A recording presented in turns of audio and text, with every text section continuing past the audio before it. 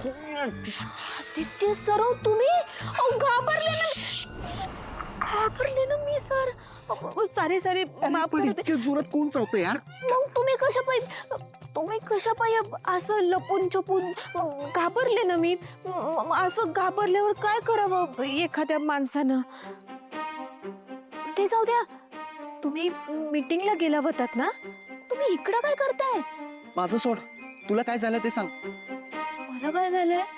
काय झालंय म्हणजे मी मगाशी जाताना तू बाहेर पण नाही आलीस मला भेटायला. काही प्रॉब्लेम आहे का?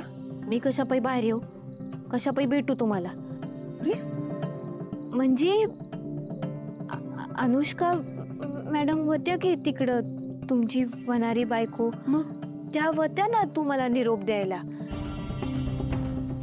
आणि आदित्य सर, तुम्ही असं सारखं सारखं पारू पारू करत राहू नका. एक मिनिट, मी तुला ते अनुष्काला बॅग भरायला शिकव हे सांगितल्यामुळे राग आलाय का? अरे मी मस्करी करत होतो. मला कशापायी राग येईल सर? तुम्ही मालक आहात आणि मालकानं काम सांगितलं की ते केलंच पाहिजे.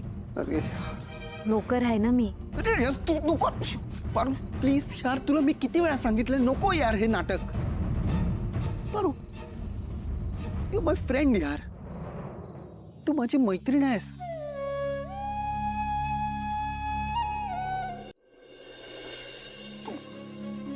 तू विसरलीस का प्रीतम आणि प्रियाच्या लग्नात किती मदत केली होतीस मला? विसरलीस का? हिची किती काळजी घेतेस तू. अरे तू असल्यावर मला आधार वाटतो. निघताना तू दिसली नाहीस म्हणून मला चुकल्यासारखं वाटत होतं. मी एअरपोर्टवर गेलो आणि फ्लाईट रिस्केड्यूल केली आणि तुला भेटायला आलो. अरू मला खरंच सांग, काही प्रॉब्लेम आहे का? तुझ्या मनात काही वेगळं सुरू आहे का? प्लीज मला सांग यार. आदित्य सर, मी एकदम ठीक आहे. तुम्ही नका माझी काळजी करू. मी खरं सांगतेय, माझ्या मनात दुसरं काय बी वेगळा विचार नाही. तुम्ही आता तुमच्या मीटिंगवर आणि तुमच्या कामावर लक्ष द्या. तुमची मीटिंग चांगली व्हावी म्हणून मी उद्या देवळात जाऊन देवाकडे प्रार्थना करेन.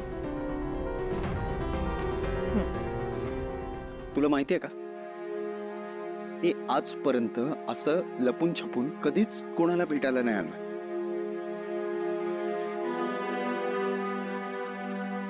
तुलाही का भेटायला आलोय मला तेही कळत नाही.